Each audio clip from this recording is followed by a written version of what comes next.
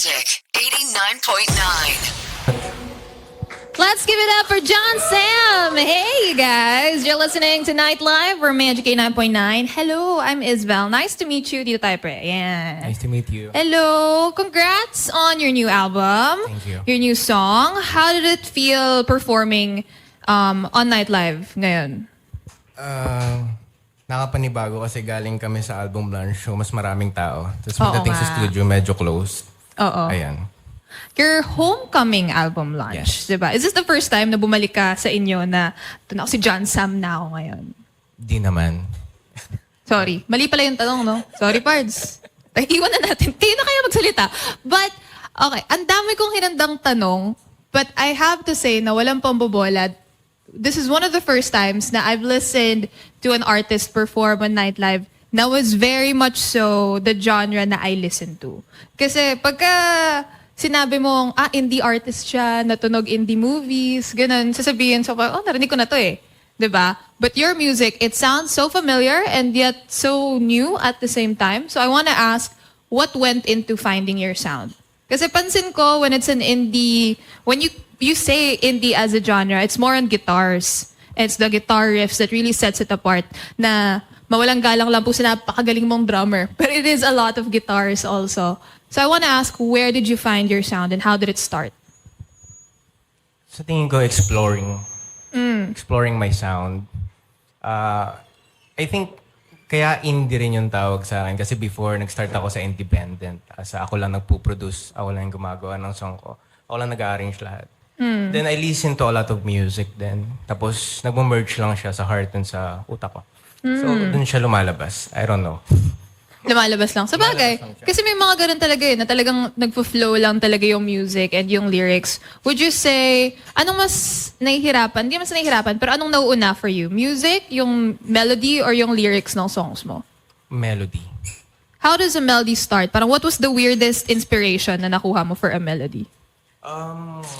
Usually, pag nakikinig ako ng mga songs, mga favorite ko na artist, tapos pag may narinig akong riff, yan, I think pwede ko rin siya ilagay sa song ko, pero hindi kagaya ng song na yun. It's an inspiration. Parang ganun. Ooh. Tapos, ayun, gigitarahin ko lang siya, and then lalagyan ko na siya melody. Yung lyrics ng songs mo, kasi it is described as yearning and heartbreak and also very love songs sila. Where does the inspiration of your lyrics come from? Especially, let's start with your newest, your single before the album, yung Kanta Kay Ella. Sino si Ella? Bakit si Ella? Niwala nga yung pangalan niya sa lyrics eh. Sino ba si Ella? Uy, may tingin. Bakit po? May nasabi ba akong mali? Si Ella is just a imaginary girl. So, sinulat ko si Ella dahil sa friend ko. Nag-start kami sa bahay nila. Then, actually, it's an old song pala. Old song siya na na-record ko na before. I think pandemic pa yun. Then, sabi ko sa friend ko, record kami ng song, pero gusto kong baguhin yung lyrics ng song. So, anong inspiration kaya? So, sabi ko sa kanya, bro, baka pwede kong kuning inspiration yung past relationship niyo ng karelasyon mo. Kawawa naman itong bro na to. Nakirecord ka na nga lang, ginamit pa yung relasyon niya. Pre, ikaw tong sikat, ba't ako yung napapahamak? Ba't kwento ko? So, yun. Parang it's about song about moving on. Ganun. So, nakakatuwa lang kasi yung lyrics doon, meron dong Sana Nakinig Kay Mama. Kasi nabuo yung Sana Nakinig Kay Mama kasi nandun yung picture ng mama niya habang nag-record kami. Ayan. Lagay ko kaya Sana Nakinig Kay Mama. Ayun. Yan. That's the story of the song. Sana nakalagay sa credit somewhere yung pangalan ng tropa mo ngayon, no? Okay. Tungkong kwento niya, nananahimik lang naman siya sa bahay. Napahabak pa yung kwento. Marami pong salamat kung sino man kayo. Shoutout sa'yo. Okay, Saka ngayon. Ayan, di pa pala sa'yo si Ella. Ang galing, no? But, again, your lyrics and your sound also, it is described as an indie movie somewhere out there. If you could put your new album as an OST for a movie, what movie would it be? Ano ba? International or ano? International or local? Siguro, sa tingin ko bagay siya sa Ano ba yun? Yung Her. Kasi favorite ko na movie yun. Oo, yung Her? Yeah. Kaya ka ba may bigot? Kasi, I think so. Yan. when I was listening to it, para siyang yung mga tugtog sa, isang daang tula para kay Isang tula kay Stella. Stella. Sa, Ganun ano yung naman. sound. Na-imagine ko na si Bella Padilla sumasayaw dito sa likod. Nakikita ko na. You have a new album out, Luxembourg, from just last week, last Friday. Why Luxembourg? May Luxembourg Street na song then also on the album. Where is Luxembourg for you? What street or saan siya sa Yun yung mundo street mo? kung saan ako lumaki. Ang title ng album is Luxembourg, pero may first track doon, yung interlude is Luxembourg Street. So yung Luxembourg Street na interlude, yun yung mga tunog ng mga ingay doon sa Luxembourg. Mga ingay ng kapatid ko. Mga family ko. So Luxembourg is a very personal song then songs. So compilation siya ng mga song ko from pandemic up until ngayon. So ayun, kaya siya Luxembourg kasi doon ako natutong maggitara sa street na yun. Doon ako natutong gumawa ng kanta, gumawa ng music. Yun, to create art din. Kaya siya Luxembourg. It's also like all of the songs from different places and different times in your life na pinagsama-sama mo Yes. into this album. Did you know what Luxembourg is, like as a place other than a Yes. street? Sa Europe siya. Yeah, it's in Europe. It's a landlocked country in Europe that surrounds a lot of different other countries. And the reason why it's so popular is because it's a combination of a lot of different cultures. It was also very big in the UN. And the fact that you used it, maybe it is just coincidental kasi doon ka lumaki.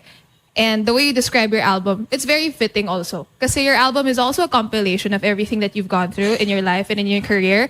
So sabi ko, paka-witty naman talaga kung nagkataon lang na Luxembourg din yung tawag mo sa album mo. Now, before we talk about the songs, I want to ask the album art also. Diba? I'm sure you seem like somebody who's very intentional. What was the inspiration and what was the album art for you? How did it come about?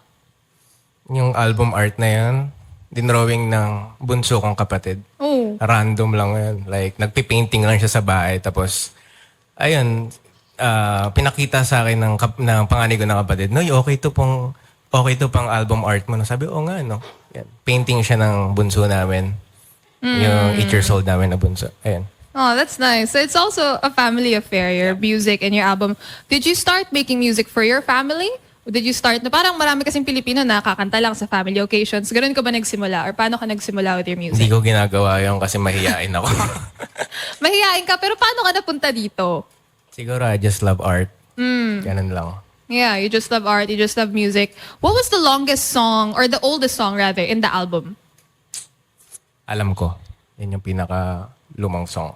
Hindi, alam mo, sorry kailangan ko lang sabihin, hindi nag-register sa akin yun na. Sabi ko, alam ko naman may ganun kang kanta, pero nung sinabi mong alam ko, anong alam mong, anong kanta yung kanta? Okay, yun yung pinakalumang song. Is that the one that you made in the pandemic? Or is this older than the pandemic? Ginawa ko siya nung pandemic. It is also the song that you first released on Spotify, 2022 October. Yes. Yes, October. How was it making a song in the pandemic? Kasi it's a lot of isolation also during the pandemic. Sobrang siya, iba sa pag-record ngayon. Kasi before, nirecord ko lang siya sa kwarto ko. Then yung producer ko, kay Tom, shoutout sa'yo Tom kung nanonood ka, nagbabatuhan lang kami ng stem, yung record. Tapos siya magpuproduce. Sige, i-record mo yung vocals. So bibigyan ko sa kanya yung vocals, ibibigay niya sa akin yung instrumental, i-record ko yung vocals, second vocals, yan. Parang nagbabatuhan. Unlike ngayon na sa studio talaga. Magkaharap na kayo. Ayan. Okay, so this album, it's again a very personal album for you, and it means different to you than it might mean to other people. What message do you want the album to have for your listeners and for your fans? Pagka pinakinggan nila yung album, ito yung message na gusto mong sanang maramdaman nila.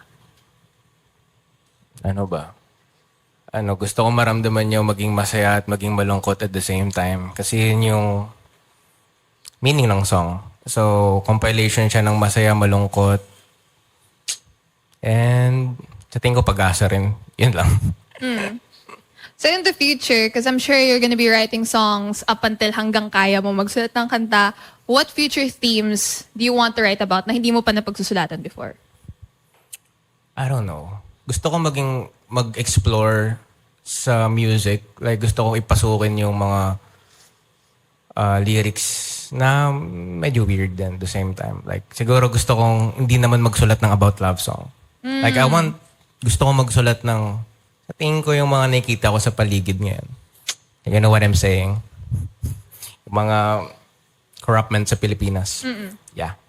Oh, oo. And with your type of sound also, bagay yun, no? Talagang nararamdaman mo siya. Kasi yung first song na kinanta mo, parang gigil yung, gigil yung emotion. And I feel like if you can encapsulate that in a song also about the political climate, be really good. And we are very excited for your future music and as well as for your album. Congratulations. Thank Once you. again, we love the album and we'll be playing it in just a little bit. And for everybody who wants to find you online and future gigs, do you want to let the people know where they can find you? Yeah. So, pwede nyo akong i-follow sa Instagram, Hello Jansam, and meron din akong TikTok, Jansam, and music platforms, Spotify, Jansam. And for now, wala pa kaming gig, so abang-abang lang sa post. Yun lang. Thank you so much. Thank you so much, John Sam. And again, you can watch the recording of the interview on YouTube. That's Magic 899 TV. And yes, you're listening to Nightlife. I'm Isabel. Today's best music, Magic 89.9. Thank you. Thank you.